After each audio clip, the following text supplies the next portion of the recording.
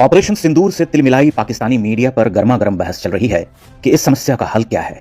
एक स्वर समान रूप से सुनाई पड़ रहा, वह स्वर है मोदी हटाने का।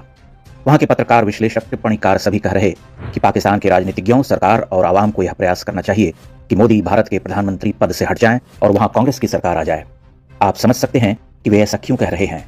उनकी दिली ख्वाहिश मोदी को हटाने की क्यों है। वे बड़े पाक साफ लोग हैं। वे कहते हैं कि कितने अच्छे दिन थे, हमारे गायक कलाकार हिंदुस्तान जाते थे, उनका खैर मकदम होता था, वहां से पैसे कमाकर अपने मुल्क में लाते थे, अब तो सब बंद हो गया। भारत की सरजमी पर पहले कितने धमाके होते थे, कोई भी शहर दहल उठता था।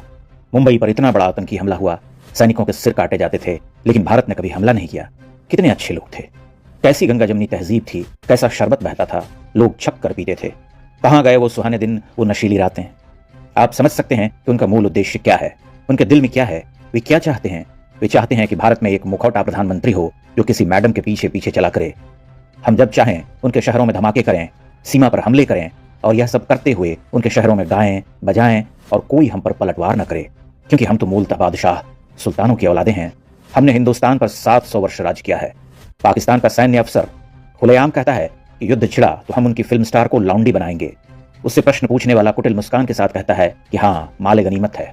इंडियन एक्टर से हमारी लौंडियां बन के आती हैं तो हमें इजाजत है लौंडी बनाने की कि नहीं है इजाजत? अच्छा, उसमें भी कोई आपकी चॉइस है? वो काफी है, लेकिन आप उसको छोड़ दें। नहीं सर, मैंने घर भी तो जाना अपने यार। नहीं वो देखें, ये तो वो आई ना माले गनीमत।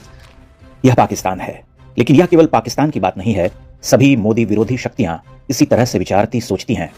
वे भारत को मोदी से मुक्त कराना चाहती हैं, कांग्रेस के उस चेहरे को बिठाना चाहती हैं जो पहले की तरह हर आतंकी घाव दिए जाने पर अपने होठ सिले बैठे रहे, निंदा करे, गीदड़ भभकी भी दे, लेकिन धरातल पर कुछ करना उसके बस में न हो। यह बड़े आश्चर्य की बात है कि मोदी विरोधी शक्तियां भारत से पाकिस्तान और दुनिया के अन्य देशों में समान उद्देश्य, समान भावना के साथ काम करती हैं। उनका मानना है कि हिंदू मारे जाने के लिए ही पैदा हुए हैं। आप उनके मुंह से इस घायल सभ्यता के लिए कभी सहानुभूति के 2 शब्द नहीं सुनेंगे।